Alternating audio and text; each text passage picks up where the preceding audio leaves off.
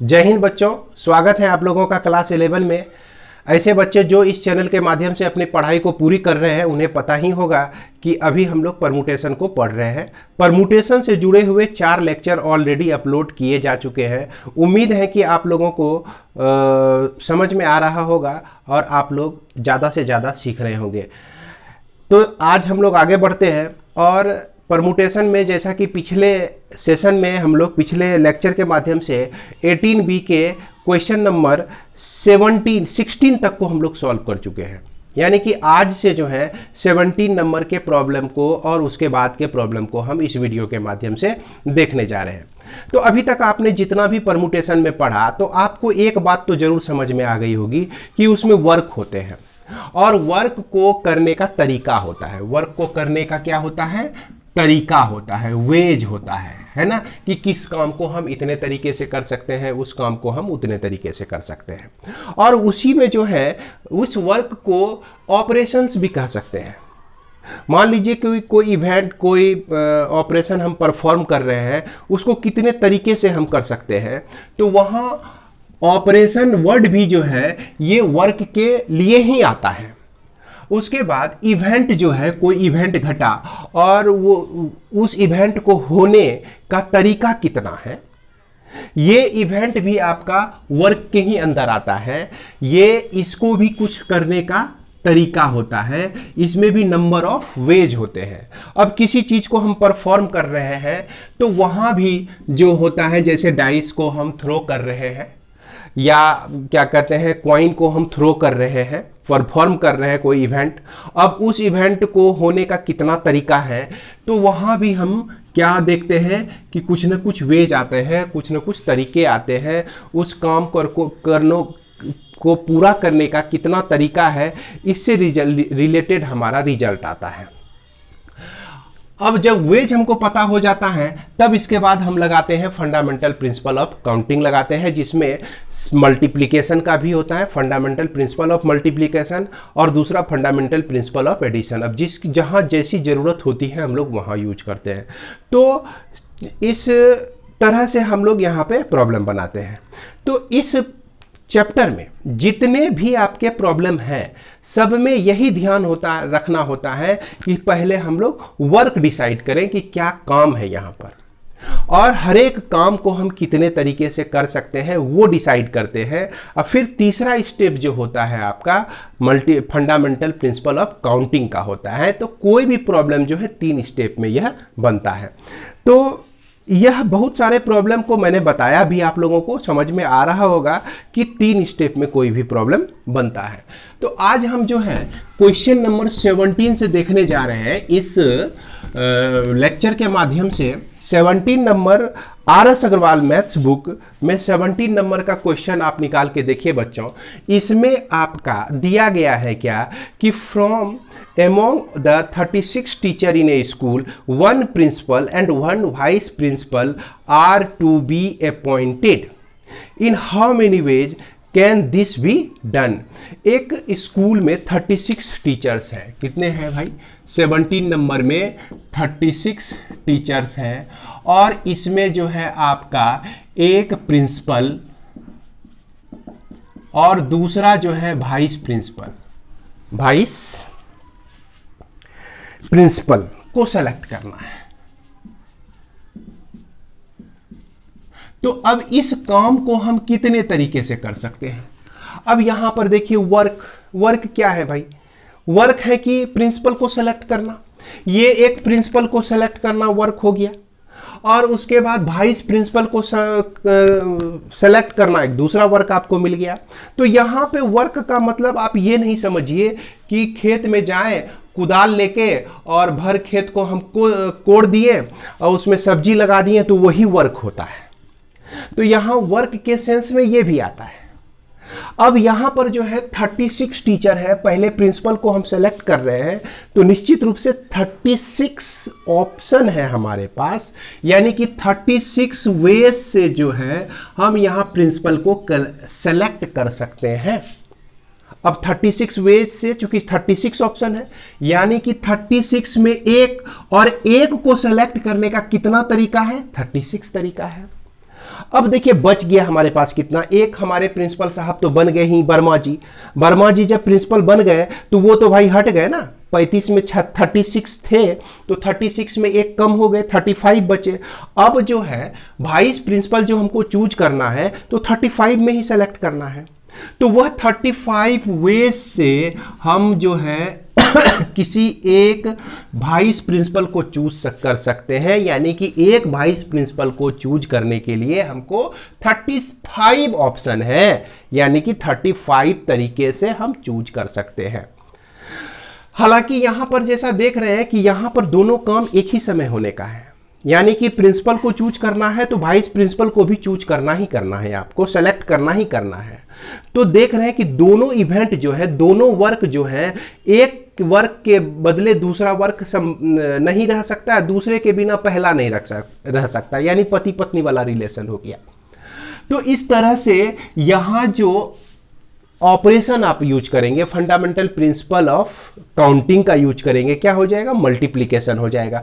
तो मल्टीप्लिकेशन होने के लिए 36 इंटू 35 कर देंगे, अब जो भी नंबर आता है यही आपका वेज हो जाएगा, है ना। तो इस तरह से इसको सॉल्व कर सकते हैं। तो इसको लिखना कैसे है, इसको लिखने का भी तरीका देखिए कि number of veg number of ways selecting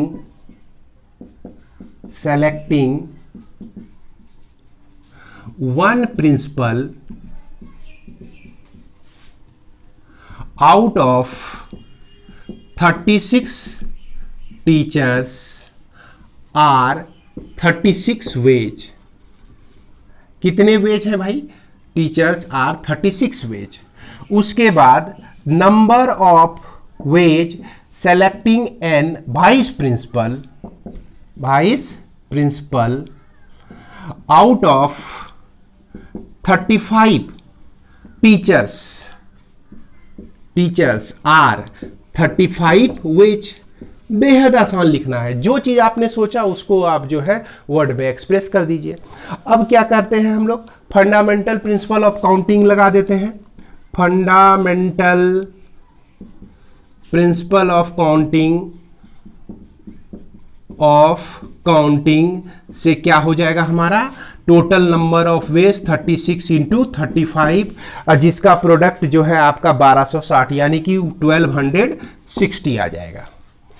इसी तरह से आपका एक क्वेश्चन है 18 नंबर भी। 18 नंबर में क्या कहता है कि a sample of 3 bulb is tested, 3 bulb को हमने टेस्ट किया। उसके बाद कहता है कि a bulb is labelled as g if it is good and d if it is defective, find the number of all possible outcomes. तो यहां पर देख रहे हैं कि 3 बल्ब है आपका, है ना, एक बल्ब हो गया, उसके बाद यह आपका दूसरा बल्ब हो गया, उसके बाद यह आपका तीसरा बल्ब हो गया। 3 बल्ब है और 3 बल्ब को हम बारी बारी से चेक करते हैं। क्या लिखते हैं, जी लिखते हैं, अगर अच्छा है तो यह जी लिखेंगे, गुड है। अगर यह डिफेक्टिव है तो इसके लिए डी लिखेंगे, जी और डी इसके लिए भी, जी और डी इसके लिए भी। तो यहां पर क्या काम मिल गया, क्या वर्क मिल गया, वर्क मिल गया आपको क्या कि हर एक बल्ब को चेक करना।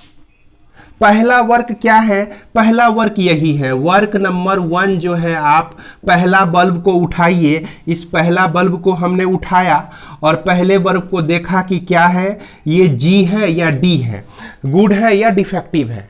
यानी कि इसका आउटकम्स जो है, यह वर्क को फिनिश होने का 2 तरीका है। या तो यह गुड होगा, जैसा वर्क कर रहे हैं हम, टेस्ट करने का वर्क कर रहे हैं, टेस्टिंग का वर्क कर रहे हैं, तो इसे डन होने का 2 ऑप्शन या 2 ही तरीके से यह डन होगा, या तो यह गुड होगा या तो डिफेक्टिव होगा। तो इसमें 2 वेज हो जाता है आपका। अब फिर जब बल्ब आप 2 लेते हैं, यह भी गुड हो सकता है या डिफेक्टिव हो सकता है, यह भी 2 वेज से हो सकता है। यह बल्ब 3 अगर जो लेते हैं आप, तो यह भी गुड या डिफेक्टिव हो सकता है, यह भी 2 वेज से ही हो सकता है। इस तरह से अब यहां पर सोचिए कि कौन सा प्रिंसिपल हम लोग लगाएं। यहां पर मल्टीप्लिकेशन का प्रिंसिपल लगाएंगे या आप एडिशन का प्रिंसिपल लगाएंगे। तो जाहिर सी बात है भाई, तीनों बल्ब के लिए हमको फाइनल रिजल्ट ढूंढना है। तीनों बल्ब को हम बारी बारी से चेक कर रहे हैं, तो निश्चित रूप से तीनों बल्ब के लिए जो रिक्वायर्ड आउटकम होगा या रिक्वायर्ड वेज होगा, तीनों के लिए होना चाहिए। तो जब तीनों एक दूसरे पे डिपेंडेंट हैं, तो यहां पर नंबर ऑफ रिक्वायर्ड वेज हो जाएगा 2 × 2 × 2। इस तरह से यह आपका क्या मिल जाता है, 8 वेज मिल जाता है, 8 तरीके मिल जाते हैं। इसके बाद आगे देखते हैं हम लोग। उसके बाद आपका क्वेश्चन नंबर 19 क्या कहता है, for a set of 5 true और फॉल्स क्वेश्चन, 5 ट्रू और फॉल्स क्वेश्चन के सेट में से no student had written the all correct answer, no 2 student have given the same sequence of answer. यहां कंडीशन रख दिया कि 5 क्वेश्चन है जो ट्रू और फॉल्स का दिया गया है। ये आपका question number 19, question 1, question 2, question 3, question 4, question 5। तो ये 5 क्वेश्चन है, सारे क्वेश्चन है ट्रू और फॉल्स के हैं, ट्रू और फॉल्स के हैं, ट्रू और फॉल्स के क्वेश्चन है ये। और इसमें क्या कहा कि कोई भी बच्चा पूरे क्लास में सही आंसर नहीं दिया है ना। क्या किया, सबने सब क्वेश्चन को गलत कर दिया। ये चीज जो है यहां पे आपको बताया गया कि सारे क्वेश्चन का आंसर जो है गलत है। अब क्या होता है कि इसके बावजूद भी कोई 2 बच्चे का गलत आंसर भी मैच नहीं कर रहा है, गलत आंसर भी मैच नहीं कर रहा है। तो उस कंडीशन में पॉसिबल गलत आंसरों का कितना सेट होगा, है ना, ये हमको निकालना है। तो इसके लिए हम लोग जो है यहां देख रहे हैं कि हर एक क्वेश्चन को सॉल्व होने का क्या तरीका है, 2 तरीका है। और दूसरी बात कि अगर हम इसको 2 तरीके से, यानी कि पहले क्वेश्चन को जब देखते हैं तो 2 तरीका है। तो फर्स्ट क्वेश्चन जो है कितने वे से कितना आउटकम्स हमारा आता है, 2 वे से हम सॉल्व कर सकते हैं। यानी कि पहला क्वेश्चन को सॉल्व करने का तरीका 2 हो गया, दूसरे क्वेश्चन को सॉल्व करने का तरीका भी 2 हो गया, तीसरे क्वेश्चन को भी सॉल्व करने का तरीका 2 ही हुआ, और चौथे क्वेश्चन को भी सॉल्व करने का तरीका 2 ही हुआ, और 5वें क्वेश्चन को भी सॉल्व करने का तरीका 2 ही हुआ। तो यह 2 तरीका, और यह 5 क्वेश्चन जब सॉल्व हुआ है तो total number of ways to solve all question क्या हो जाएगा, फंडामेंटल प्रिंसिपल ऑफ मल्टीप्लिकेशन यहां पे लगा देंगे हम लोग। तो 2 × 2 × 2 × 2 × 2, तो ये सब 2 को मल्टीप्लाई करेंगे ना तो 32 आ जाएगा। तो यह तो आपका हो गया कि total possible number of outcomes, मतलब कि ये जो 5 क्वेश्चन है ट्रू फॉल्स का, इससे जो है 32 तरह का आंसर दिया जा सकता है, 32 टाइप से आंसर दिया जा सकता है। लेकिन इसमें से एक आंसर ऐसा है जो कि ट्रू है और जो किसी ने नहीं दिया, किसी बच्चे ने नहीं दिया। तो क्या करेंगे, यहां तो पूछा जा रहा है कि गलत आंसरों कितने तरह से संभव है, यह पूछा जा रहा है। तो इसलिए इस स्थिति में 32 को -1 कर देंगे तो यह आपका निकल जाएगा 31 वे से हम लोग आंसर प्राप्त कर सकते हैं। गलत आंसर मतलब पूरी तरह से गलत आंसर प्राप्त कर सकते हैं। अब जैसे मान लिया जाए कि क्वेश्चन 1 का ट्रू है तो किसी ने ट्रू लिखा, सब ने फॉल्स फॉल्स फॉल्स लिखा। इस तरह से अगर इसका फॉल्स है तो यह ट्रू लिख दिया, या कुछ ट्रू लिखा और फॉल्स नहीं लिखा किसी ने। तो इस तरह से कितने पॉसिबल आंसर्स हैं, तो यहां पर जो है आप देखेंगे कि 31 पॉसिबल आंसर्स हो जाता है। और एक बात ध्यान रखेंगे, आप परमुटेशन का कोई भी प्रॉब्लम बनाइए, 3 बात दिमाग में रखिए। पहला बात कि वर्क क्या है, कौन कौन सा वर्क है, अब उस वर्क को करने का तरीका क्या है, ये 2 बात। और तीसरा बात आपको ध्यान में रखना है कि उस वर्क को जब तब कर लिए तब फंडामेंटल प्रिंसिपल ऑफ काउंटिंग आपको यूज करना है। तो वो कौन सा है, मल्टीप्लिकेशन का है कि एडिशन का है। अब यहां पर जो है ये प्रश्न आता है कि इसको हम लोग लिखेंगे कैसे, तो इसको किस तरह से लिख सकते हैं, इसको देख लीजिए। तो इसके लिए हम लोग क्या लिखेंगे कि there are 2 ways of answering each of the 5 question. प्रत्येक क्वेश्चन में का जो है आंसर करने का तरीका 2 है आपका, एक ट्रू है या फॉल्स है। तो चलते हैं पहले क्वेश्चन में। तो सिंपल, पहले क्वेश्चन को 2 तरह से सॉल्व कर सकते हैं। तो first question can be answered in 2 ways. उसके बाद second question can be answered in 2 ways. Second question को भी 2 तरीके से कर सकते हैं। तो थर्ड क्वेश्चन, ये जो डॉट डॉट बच्चों हमने यूज किया है ना, तो यहां पर आप लोग जो है ना डॉट डॉट यूज नहीं कीजिएगा। डॉट डॉट यूज कीजिएगा तो क्या कहते हैं, अच्छा तो नहीं है लगेगा देखने में, और इंप्रेशन भी हो सकता है थोड़ा सा ठीक नहीं रहे। तो इसलिए अच्छी बात है कि हर एक शब्द को आप लिखें, उसको किसी को छोड़े नहीं। अब फिर required number of veg, required number of veg हम लोग क्या लिख सकते हैं, 2 इंटू 2 इंटू 2 इंटू 2 इंटू 2। अब यह हो गया आपका 32। Among all these sets, there are only one set which is true answer या which is right answer। तो एक सेट तो ऐसा है जो कि हमारा राइट आंसर का सेट है। तो यहां पर एक शब्द जरूर लिख देंगे कि here only one set of answer which is right, which is right, है ना। Therefore required number of veg of answering wrong, गलत आंसर करने का तरीका कितना हो जाएगा, 32 - 1 = 31। इस तरह से हम लोग लिख के उनको दिखाएंगे। तो उम्मीद है कि आपको जो दोनों तरह से बताया गया आप दोनों तरह से सीख रहे होंगे। चाहे तो आप इसका स्क्रीनशॉट ले सकते हैं। इसके बाद हम लोग देखते हैं क्वेश्चन नंबर 20। तो क्वेश्चन नंबर 20 में क्या कह रहा है कि in how many ways can the following prizes be given away to a class of a 20 student. First and second prize in mathematics, first and second in chemistry, first in physics and first in English। तो यहाँ पर 20 student है, आपका total number of student 20 है, और कहता है कि मैथ्स में जो है 2 प्राइज रखे हैं, फर्स्ट और सेकेंड। केमिस्ट्री में भी 2 प्राइज रखे हैं, फर्स्ट और सेकेंड। फिजिक्स में एक ही प्राइज है, फर्स्ट, और इंग्लिश में एक ही प्राइज है, फर्स्ट। भाई ये तो बहुत नाइंसाफ़ी हो गए। जहाँ के भी प्रिंसिपल ऐसा काम किए होंगे वो ठीक नहीं किए।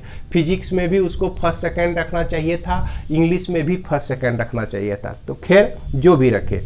अब यहाँ पे क्या कह रहा है कि इस प्राइज को कितने तरीकों से बांटा जा सकता है, और टोटल नंबर ऑफ स्टूडेंट 20 है आपका। Total number of student 20 students हैं।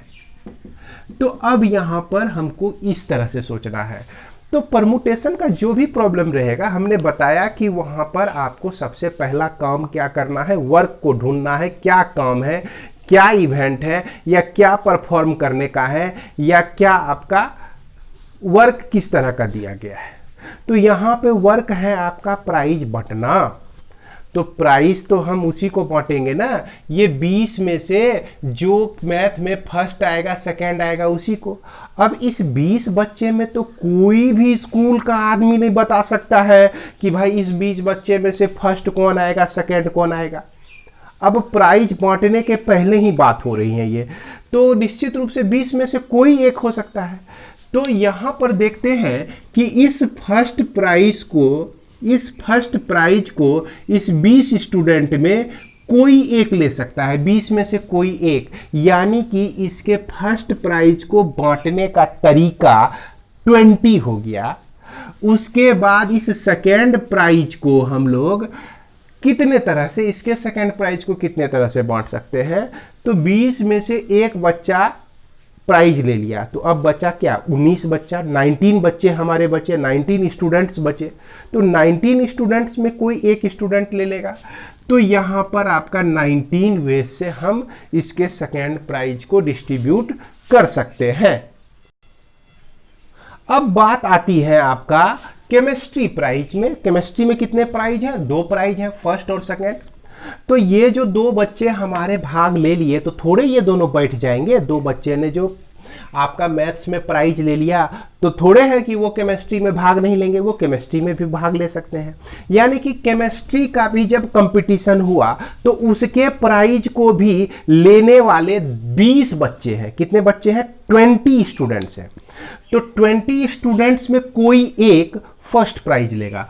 तो कोई एक जब फर्स्ट प्राइज लेगा तो फर्स्ट प्राइज को बांटने के लिए कितने ऑप्शन है भाई, 20 में से 20 में से किसी एक को जा सकता है वो प्राइज।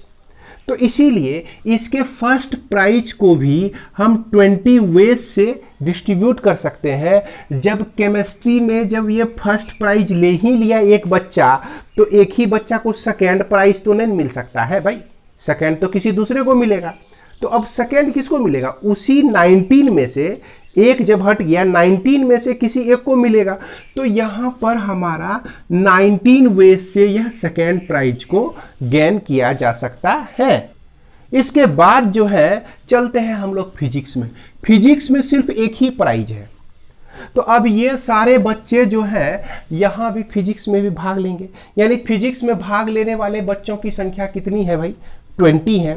तो 20 में से किसी एक को प्राइज मिलने वाला है, क्योंकि इसमें एक के प्राइज है, फर्स्ट प्राइज ही है सिर्फ। तो इस फर्स्ट प्राइज को कौन पा सकता है, ये 20 में से बता सकते हैं आप, नहीं बता सकते हैं।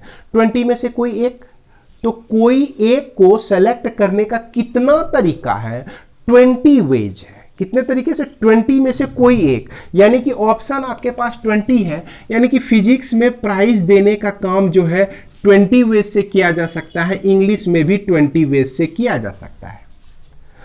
तो ये सारे वेज हमारा निकल गए। अब सारे प्राइज का डिस्ट्रीब्यूशन जो है कितने तरीके से किया जा सकता है, तो यहां स्पष्ट है कि सारा प्राइज अगर बढ़ता है तो इसको जो है multiplication, fundamental principle of multiplication को हम लोग यूज करेंगे। और यहाँ पर 20 into 19 into 20 into 19 into 20 into 20 कर देंगे। इस सारे को मल्टीप्लाई कर देंगे, जो आंसर होगा वही हमारा वेज निकल जाएगा। आप इसको अगर बहुत ही माइन्यूटली सोचें या गहन अध्ययन, गहन विचार करें इस पे, तो आपको समझ में आएगा कि यहाँ जो है मल्टीप्लिकेशन ही हमारा लगेगा। अब यहाँ पर ये प्रश्न उठता है कि इसको लिखें कैसे। बहुत बच्चा का हमेशा क्वेश्चन रहता है, जब भी हम स्कूल में पढ़ाते थे, सर ये तो आप बता दिए कि हाँ ये आंसर होगा, लेकिन इसको ये लिखने से क्या आपको पूरा नंबर मिल जाएगा, इसे इस तरह से कट कुट करने से नहीं मिलेगा। तो आपको लिखना होगा वहाँ पे। किस तरह से लिखेंगे, आइए उसको भी हम लोग देख लेते हैं।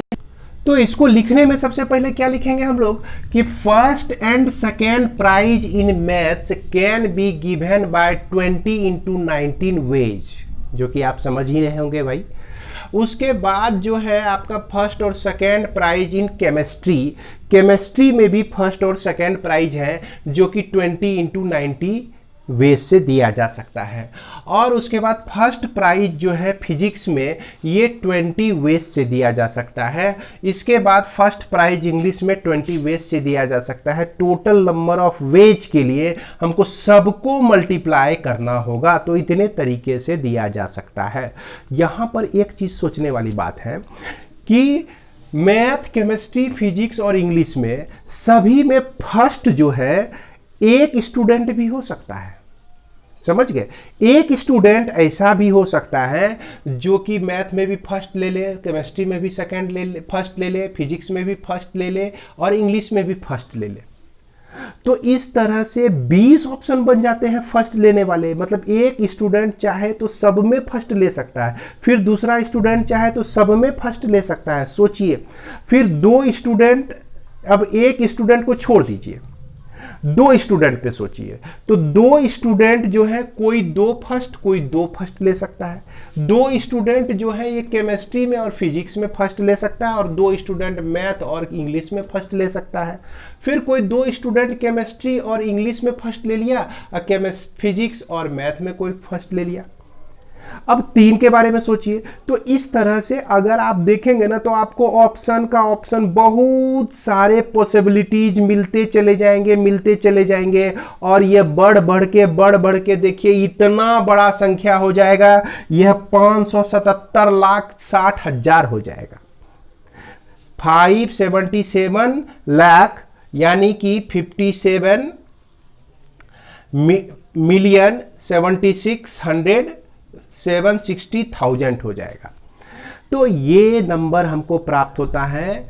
अब इसके बाद हम लोग बढ़ते हैं आगे और देखते हैं क्वेश्चन नंबर 21। तो बच्चों 21, 22, 23, 24 ये चार क्वेश्चन जो है ना, चारों एक ही तरह का है ना। अगर मैं एक दो क्वेश्चन आपको के लिए पढ़ूं, जैसे 21 नंबर को ही पढ़ूं, कहता है कि find the total number of veg answering 5 objective type question each of having 4 choice. 5 question, पहले क्वेश्चन के लिए 4 चॉइस, दूसरे क्वेश्चन के लिए भी 4 चॉइस, तीसरे क्वेश्चन के लिए भी 4 चॉइस, चौथे क्वेश्चन के लिए भी 4 चॉइस, 4 तरह से बना सकते हैं। पांचवें क्वेश्चन के लिए भी 4 चॉइस, 4 तरह से बना सकते हैं। तो यहाँ वर्क क्या हो गया, हर एक क्वेश्चन को सॉल्व करना ही वर्क हुआ। और हर एक वर्क को करने का तरीका क्या है, 4 ऑप्शन जो है आपका हर एक क्वेश्चन को सॉल्व करने का तरीका हुआ। तो इस तरह से पहले क्वेश्चन को 4, दूसरे क्वेश्चन को 4, तीसरे क्वेश्चन को 4 वेज से सॉल्व कर सकते हैं, चौथे क्वेश्चन को भी 4 वेज से सॉल्व कर सकते हैं, पांचवें क्वेश्चन को भी 4 वेज से सॉल्व कर सकते हैं। तो इसलिए 21 में 4 को 5 बार मल्टीप्लाई कर दीजिए, वही आपका आंसर हो जाएगा। क्वेश्चन नंबर 22 में देखिए क्या कह रहा है कि एक gentleman has 6 friend to invite. एक जेंटलमैन को 6 फ्रेंड को इनवाइट करना था, है ना। How many ways can we send invitation card to them if he has 3 servant to carry the card. तो यहां पर सोचिए कि ये मान लीजिए आपका जेंटलमैन है ना, इसके घर में जो है शादी है, ब्याह है, कुछ भी है इस जेंटलमैन के घर में, लेकिन इसके पास जो है 3 सर्वेंट है, S1 और यह S2 दूसरा सर्वेंट, और यह S3 तीसरा सर्वेंट। अब इसको काम क्या है भाई, इसको काम है कि ये जो 6 फ्रेंड है इसका, इस 6 फ्रेंड को इनवाइट करना।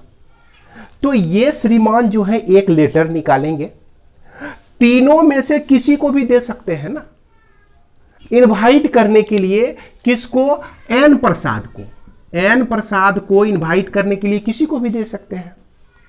तो एन प्रसाद को इनवाइट करने का तरीका जो कितना तरीका हो गया आपका भाई, 3 वेज हो गया। कितने वेज हो गए, 3 वेज हो गए।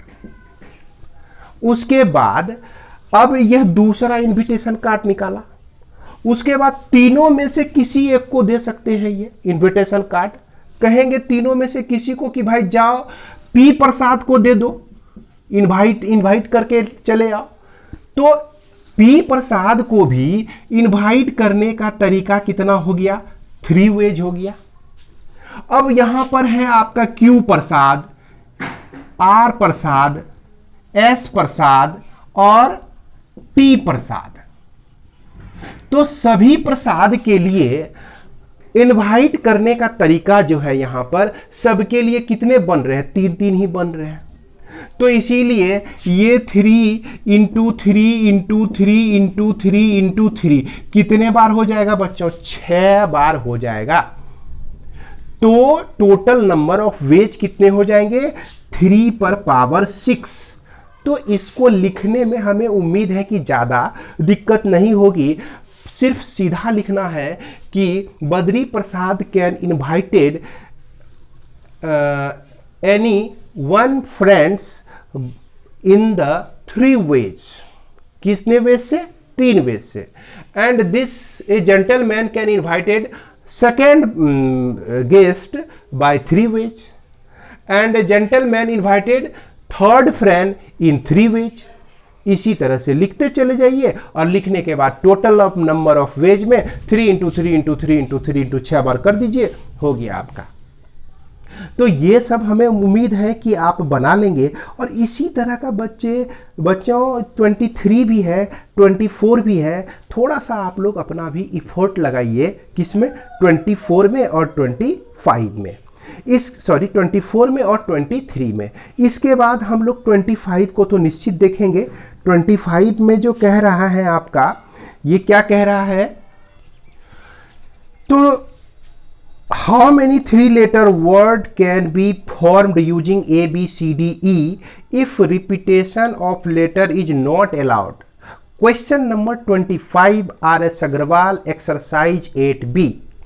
फिर दूसरा कहता है कि repetition of letters is not allowed. ये क्वेश्चन जैसा कि हमने बताया R.S. अग्रवाल एक्सरसाइज 8B का है, क्वेश्चन नंबर 25 है। तो यहाँ पर देखिए आपको ये लेटर्स दिए गए हैं A, B, C, D, E, और इससे जो है कोड बनाना है, 3 नंबर का कोड बनाना है, ठीक ना। तो कोड बनाने के लिए हम क्या करें, हम थोड़ा देर के लिए सोचें।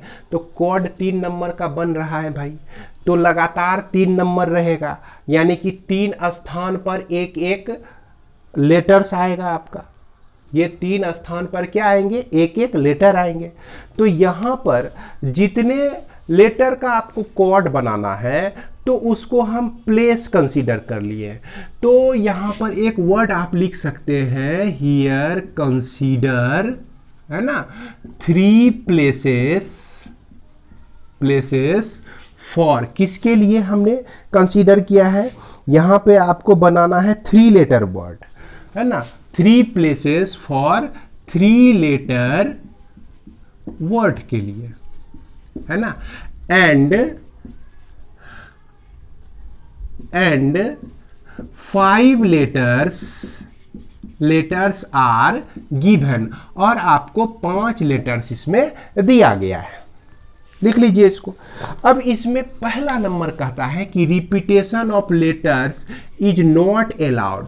रिपीटेशन आपका लेटर्स का अलाउड नहीं होगा। कहने का मतलब कि अगर इसमें ए आ गया तो इसमें ए आप नहीं ला सकते हैं, रिपीटेशन नहीं चाहिए। रिपीटेशन का मतलब यही होता है।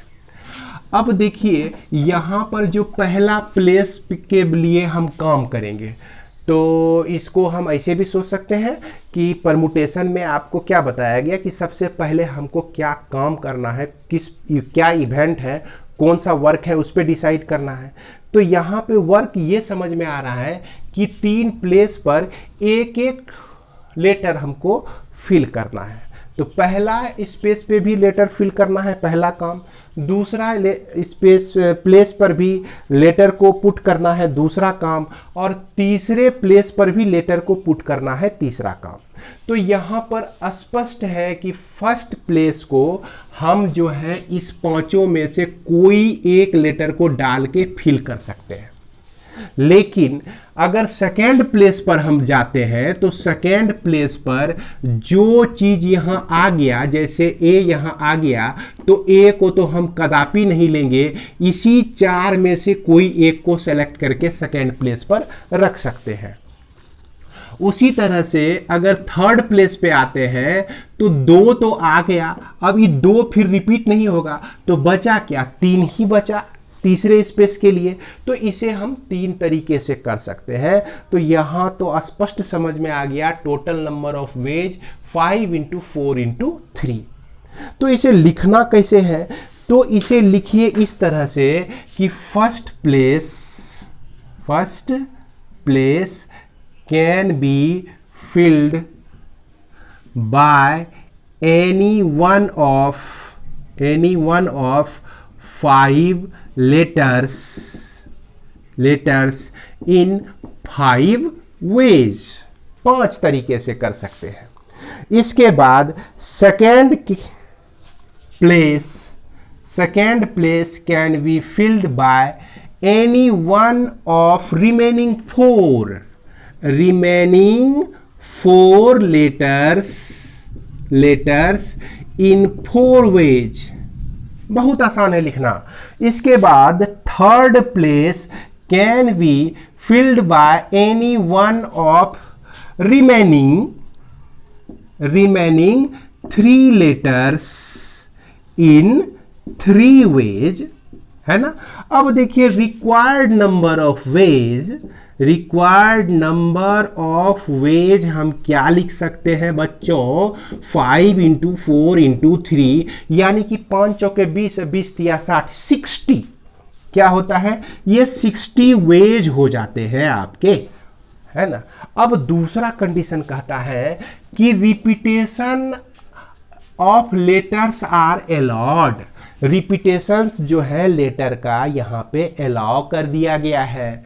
कहने का मतलब कि यह ए और ए भी बन सकता है, कोई कॉर्ड दूसरे में भी रिपीट हो सकता है, तीसरे में भी रिपीट हो सकता है। तो निश्चित रूप से फर्स्ट प्लेस को हम लोग कितने तरीके से भर सकते हैं, फर्स्ट प्लेस, है ना, can be filled in 5 ways से, 5 तरीके से भर सकते हैं। उसी तरह से सेकेंड प्लेस जो है इस कंडीशन में कितने तरीके से भर सकते हैं, 5 वेज से, क्योंकि रिपीटेशन तो यहाँ अलाउ है ना। अब मान लीजिए एक हम रख दिए यहाँ पर, दूसरे में भी तो ये 5 में से कोई एक आ सकता है, तीसरे प्लेस पर भी इस 5 में से कोई एक आ सकता है। तो हर एक वर्क को करने का तरीका यहाँ पे कितना हो गया, 5 हो गया। तो इस तरह से थर्ड लेटर को भी हम 5 वेज से कर सकते हैं, और रिक्वायर्ड नंबर ऑफ वेज जो हो जाएगा ये कितना हो जाएगा, 5 × 5 × 5, ये आपका 125 वेज हो जाएगा। तो इस तरह से बच्चों हम लोग सॉल्व कर सकते हैं। अब मैं उम्मीद करता हूं कि आप जो है ना परमुटेशन के प्रॉब्लम को ठीक तरह से बना लेंगे। इसी के साथ इस लेक्चर को समाप्त करते हैं बच्चों। जय हिंद।